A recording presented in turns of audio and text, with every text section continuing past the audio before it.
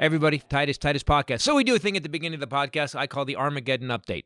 It started about 8 years ago, and when we were just doing audio, but now we're doing video. So what we did, the first 6 we've shot, we put in a row. And if you stay tuned and watch them, you're going to laugh at all the things that have pissed me off over the last 6 or 7 weeks. Enjoy them. And subscribe, for God's sakes.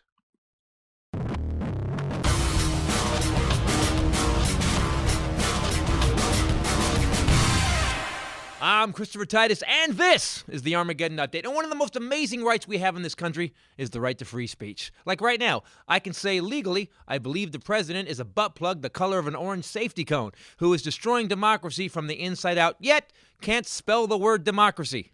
Wait for it. Look at that. No stormtroopers, no one came to get me.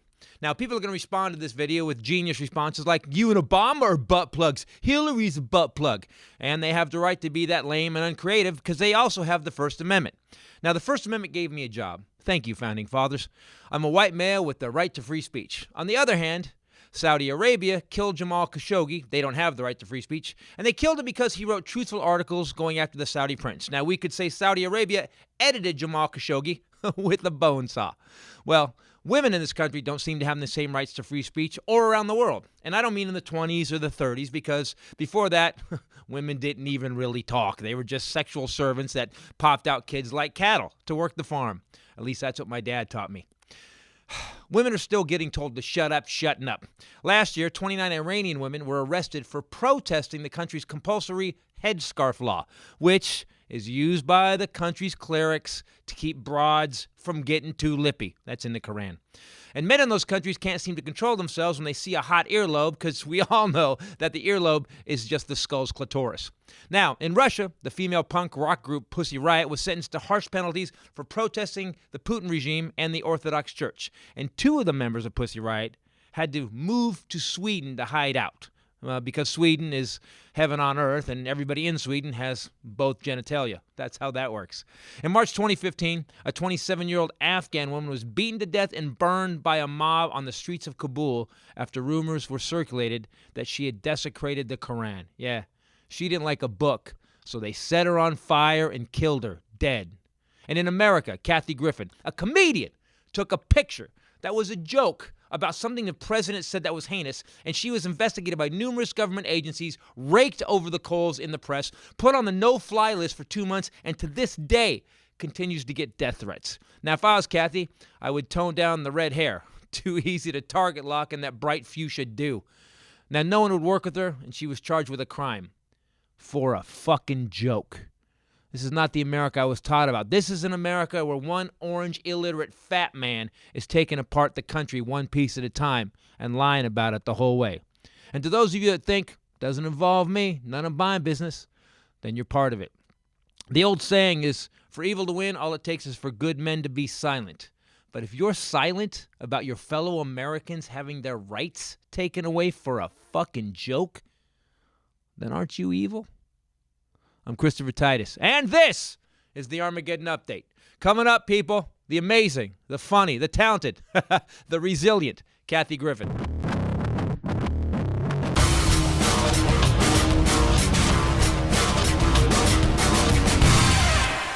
I'm Christopher Titus, and this is the Armageddon Update. And I would like to know what you were doing this summer. What are your plans? Disney World, the Poconos, Hawaii, sitting in your underwear playing Fortnite? Those are all awesome vacations. But I have a place for all of you little mijas and mijos to go. Trump Camp. That's right, this summer you can go to the desert. It's like the beach, but you can't cool off because there's absolutely no water. Trump Camps, where we put you in luxurious rooms big enough for 100 people, but we give you more and more and more at Trump Camps. Those rooms will now have 400 of your closest friends in them. That's right, almost 400 people stuck in a room built for 100. And that's right, more compadres to hang out with. Imagine you're living in a giant group hug with 400 new people. Oh, and the smells of Mexico. And the warmth of your neighbor's armpits will keep you all snugly in the 55-degree nights, and then you'll be cooled down by the sweat of the 4 people pressed up against you during the 106-degree days.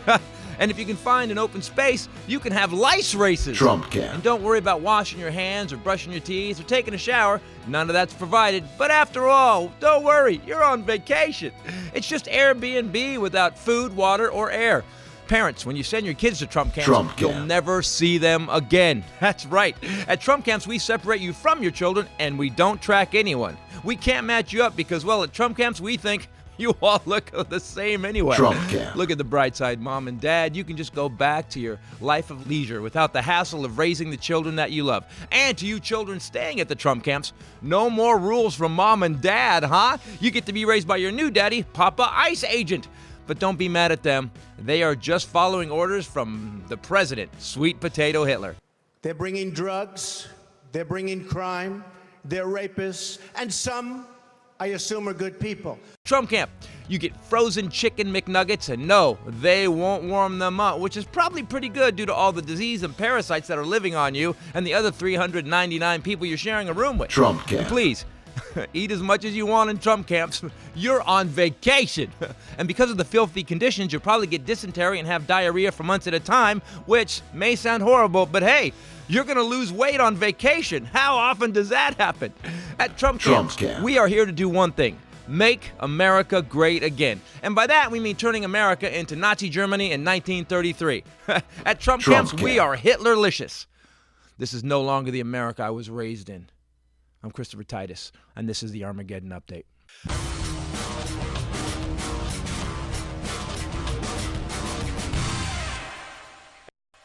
I'm Christopher Titus, and this is the Armageddon Update. And I just got to ask you, God, remember the first time that you wanted to molest a child? Do you? Of course not. What the hell is wrong with people like Jeffrey Epstein? Dude, you were sex trafficking little kids? And his buddy, the president, who said about Epstein a while back, he said, Jerry's a great guy, and he likes his girls a little on the young side. Ah. Yeah, but not so young they're playing with fucking Barbies. There's a great saying that I just made up. You can always tell a man by who he hangs out with. And if he hangs out with teenagers at a sleepover, you gotta call the cops. It's not a great saying, it's just the truth. Now, I'm not going to do a whole Armageddon update about pedophiles, because that would be like doing a cooking show with just feces and capers. No point, really. But we do the Armageddon update to stir up discussion, to hear both sides of an issue. But with pedophilia, there's only one side. And if you have an excuse that you think justifies you screwing kids, then you need to go to the hardware store, buy a wood chipper, set it to mulch, and climb in. So instead, let's talk about the weird connections that all this comes with. Okay, follow me. So William Barr, Trump's attorney general. Well, Barr's father, Donald Barr, once hired Jerry Epstein to teach teens at the prestigious Dalton School, which to Jeffrey Epstein would be a pedophile buffet. Now, Donald Barr was the headmaster of the school from 64 to 74. Epstein was a college dropout, yet he was teaching calculus and physics at the elite Manhattan school from 73 to 75. Again, no college degree, teaching physics. Now, on top of that, Alex Acosta, Trump's labor secretary, was in charge of Epstein's case in Florida, where he was busted for sex trafficking over 36 teenage girls. He's a pretty bad dude. Now, he's raping little girls. Now, again, I'm not for the death penalty, but the wood chipper penalty, I'm all for. I'd love to have a bunch of pedophiles on wood chipper row down the hallway, them hearing old Chippy. That's how you handle a pedophile. Oh, and William Barr was with the law firm that worked Jeffrey Epstein's deal, which is why William Barr has to recuse himself from the Epstein case, except he's not gonna. So Barr's dad hired Epstein. Barr worked for the law firm that defended Epstein. Trump hired Barr, and Trump is friends with Epstein. And here's how Alex Acosta, presidential cabinet member and labor secretary, handled it when he was in charge of the case. Now, charge of trafficking a minor for sex is up to 5 years per incident in prison. And prisoners love pedophiles. God. Epstein had dozens of girls, and he did this too. So let's say conservatively, he would have had 120 years possible jail time. He got 18 months. Okay, he still did time. But hold on, he was only in for 13 months, and he got to leave jail. When did jail get a time clock? He get a punch in? Now he's a convicted child sex trafficker and got to leave jail? 12 hours every day. That's right, kids. He got night-night jail. Worked all day, did what he wanted, and then the billionaire pervert went night-night. Every day, some new weird thing happens in this administration. Trump's kids run the country, his cabinet cuts billionaire pedophiles sweet deals, and his attorney general, whose father hired Trump's buddy and who worked for the law firm that defended the pedophile years ago, is now going to make a decision on the pedophile who's also friends with the president? It's a weird time, people. It's like a bad copy of a Tarantino movie with none of the cool, packed with old white men and pedophiles. And Kellyanne Conway playing Uma Thurman if she was made out of pipe cleaners, barbed wire, and hate. Samuel Jackson will be played by this guy. Oh, I'm sorry. Did I break your concentration? We are living in a clown nightmare. MAGA! I'm Christopher Titus, and this is the Armageddon Update.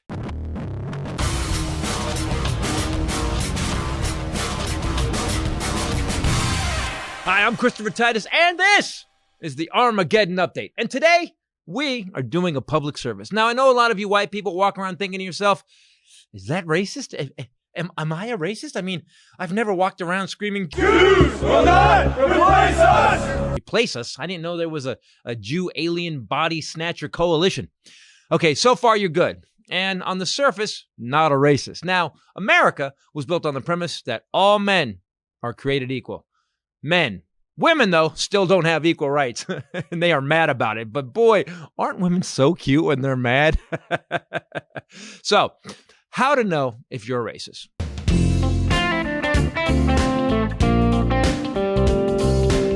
Well, do you own an apartment building and you won't let brown people live in it?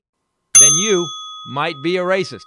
In 1973, our president, Childish Orangino, and his dad were sued because their apartment building had no people of color living in them. And all of those people's applications to get into the apartment building all had a C on them.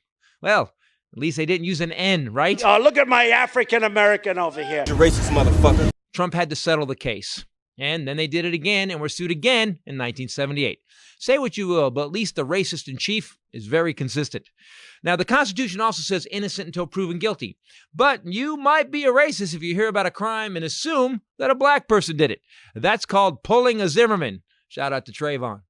Now, unless it's a white-collar crime, and then we know it's a Republican. Oh, yeah, I'm racist, but only against white people.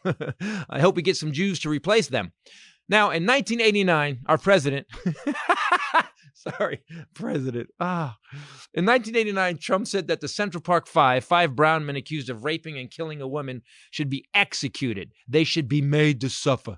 He actually spent his own money on a full-page newspaper ad and said they should be killed. Well, they were convicted in 1990. So wait, the president isn't a racist, and he was right. Nope, like selling steaks, vodka, or water, he was a loser.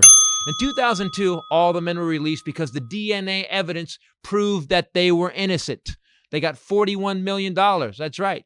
And Sweet Potato Hitler still said, I still think they were guilty. Okay, so now Trump is definitely a racist. A very committed racist. You know, I like an asshole that sticks to his stupid. Now, what are the other signs you might be a racist? Well, let's use our obese, tiny-handed leader as a baseline. He is our example, after all. We elected him. If you're trying to build a casino and your argument about the competing Indian casino is, They don't look like Indians to me, and they don't look like Indians to Indians. you might be a racist. If you are on a television show called, let's say, The Apprentice, and you pitch a storyline where we pit black people against white people, It would be 9 blacks against 9 whites, all highly educated, very smart, strong, beautiful people, right? you might be a racist. If you have 10 different companies and none of those companies have black employees as management, you might be a racist, especially after all those companies went bankrupt. And in that case, you might be an imbecile racist. If you think the first black president wasn't born in America and demand his birth certificate for 5 years... And I just say very simply, why doesn't he show his birth certificate? Now, if this sounds like you, we've cracked the code. Guess what? You're a racist. You might be a racist if you think Nazis are good people. Then definitely, you're a racist. Trump didn't take out an ad when the white supremacists killed Heather Heyer. And we have video of the dude killing her. Although that good person is now doing 500 years in prison. Yeah, how'd that work out for you, master race? If you call African countries shithole countries, you might be a racist. Even if you own property in New Jersey, I find that ironic. If you call Mexicans thieves and rapists, you may be a racist. If you lock those people in concentration camps and take away their kids, you may be a racist. If you want to change the plaque on the Statue of Liberty to say, Can't take you anymore. We can't take you. Our country is full. Our area is full. The sector is full. Can't take you anymore. I'm sorry. you may be a racist. If you pick out 4 minority women who got elected to Congress to save this country from a pillow-fisted, obese, illiterate wannabe dictator, and you said these women hate America and should go back to where they came from and fix their countries, well, you racist, blowhard tard. They came from America, dickhead, and that's what they're doing. They're trying to fix their country. They are trying to stop a sequel, Hitler Part 2, The Comb-Over. And if you follow, voted for, and support anyone who has done all of these things, then there is no might. You are a racist. You need to go and get a tattoo of a swastika with mom on it. And get a MAGA Klan hat. And continue to go against everything America was built on or stands for. And if this statement made you mad, you just proved me right, racist. Please leave your misspelled comments under this video. I'm Christopher Titus, and this is the Armageddon Update. Next up, Richard Marx, people.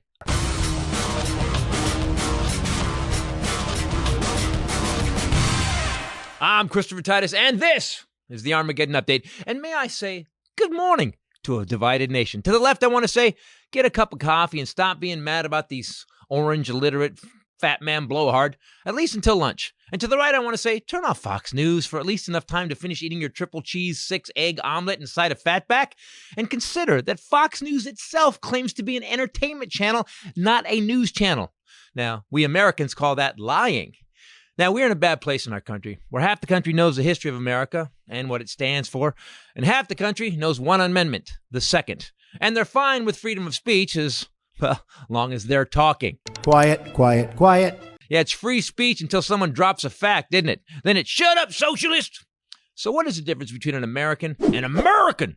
Well, an American knows that this country was built on dissension and protest, and that a healthy exchange of ideas makes this country better.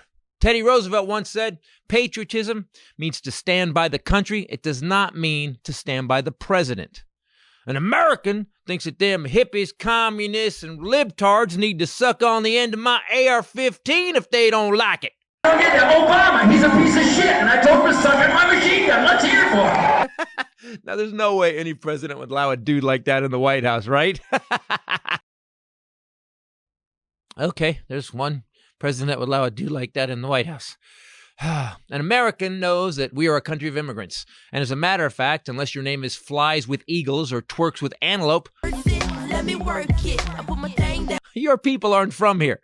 An American knows that the Statue of Liberty was a gift to us because we are the most welcoming country in the world, or at least we were. And we also had the biggest economy because of immigrants. Eat an apple, thank a Mexican. Americans get it. Americans, by the way, think them brown people need to go back where they came from, stop taking our jobs, and fix their own shithole countries before you come to my country. You mean the country that your parents immigrated to just 2 generations ago? That's a weird flex, bro. Like the president's family, because Grandpa Trump left his country and came here because he didn't want to join the army. Then he tried to go back, and they wouldn't let him because he wouldn't join the army. So I guess draft dodging is just genetic in the Trump world. Now, Americans think our enemies should be punished for influencing American elections. Americans think that a pussy-grabbing, illiterate fat man who conspired with a foreign government is owning the libs. That's right. Be mad all you want, snowflakes. Does the Russian government have any compromising material on President Trump or his family? Americans think that evidence and research-based science will save the planet. Americans don't. Yeah, I don't believe it. No, I don't believe it. And a lot of those Americans hate science. Ironically, they're in the most need of dental science. I love the poorly educated. Yeah, Jesus took my teeth. It's God's will. And Well, then I did meth for a decade. Jesus made me do that too. Americans understand that trickle-down economics doesn't and has never worked. Americans vote against their own economic interests because they think that they're going to be rich. And until then, I'm just going to keep cashing in my food stamps. Americans love America and know that protesting America is just part of the deal. Americans think that Trump is ordained by God and God wanted him to raw dog that porn star. Americans know that 4 brown female congresswomen are speaking truth to power like they're supposed to. But Americans think that anyone that talks bad about America needs to be sent to another country. And these 4 American congresswomen, they're calling out the most corrupt, inept president in our history. What I said, I don't remember. Americans think these 4 women that ran for office, got elected, and have left their lives and their families to help fix this current cluster Trump we are living in, that they hate America. Because they criticize America?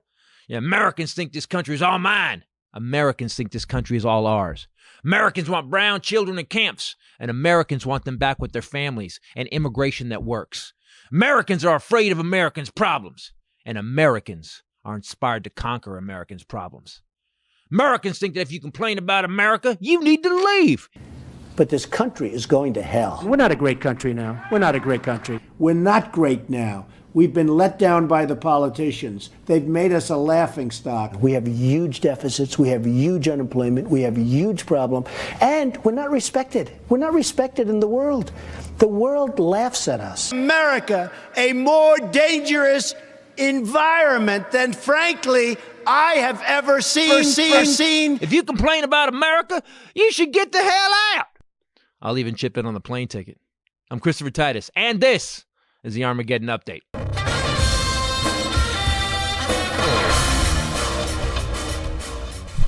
Yo, this is Willie Jello Johnson for the Titus Podcast. That's right, brought to you today by Harry's Razors. The best razors money can buy for very little money. Go to harrys.com/Titus to get your amazing deal. Do it now. And now, with the Armageddon Update, Mr. Christopher Titus. I'm Christopher Titus, and this is the Armageddon Update. And today, let's go to the world of imagination, a place where nothing is real and totally made-up stories are told by the people that live there. People like the NRA. These wizards and warlocks of tall tales or lies have made up some amazingly scary stories. So gather around, children, and let's hear the made-up stories of the National Rifle Association. And now, fairy tales of the NRA.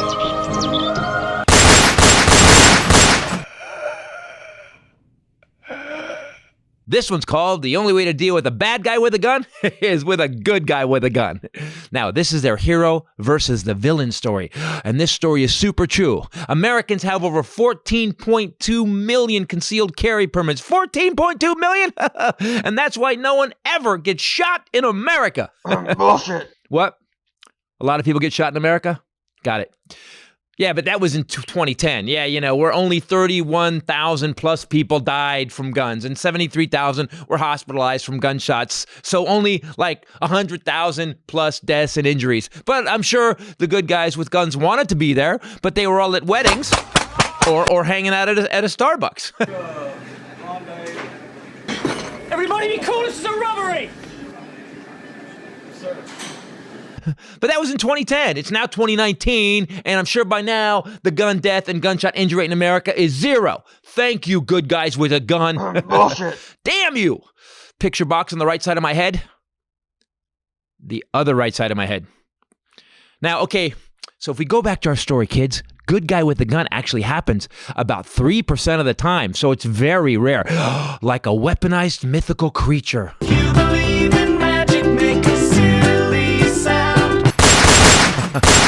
So, either you open carry people really need to get your shit together or admit that it's a myth. It's a fallacy. Brought to you by the people that want to sell you more guns. And they have better imaginations than Stephen King on mushrooms, but way worse hair. But of all the people shot, 2/3 of those were suicides. So, maybe you useless good guys with guns could save more lives. You went to college, got a psych degree, and volunteered at the suicide hotline. Or, I mean, because the bang bang stick you're currently saying is going to save people ain't cutting it. Or maybe you could use your gun to threaten people that you'll shoot them if they want to kill themselves. Yeah. Hey, I'll bet that idea works at least 4% of the time. So you're still better. People, there's not one statistic that backs up our gun fetish in America. Not one. If guns saved lives, we would be the safest nation on earth. And currently, we are the 30th most dangerous when it comes to gun deaths. And for every 100 Americans, we have 120 guns.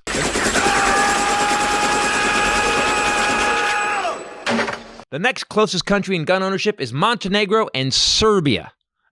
And Serbia went through civil war from 1992 to 1999 that involved genocide or ethnic cleansing, kids. Yeah, it's such a nice word for exterminating an entire race of people. Sounds like they killed everybody, and yet it still smelled minty. Now, I guess if a bunch of people wanted me and everyone who looked like me dead, that I would probably weapon up too. Yet the Serbians only have 38 guns per 100 people.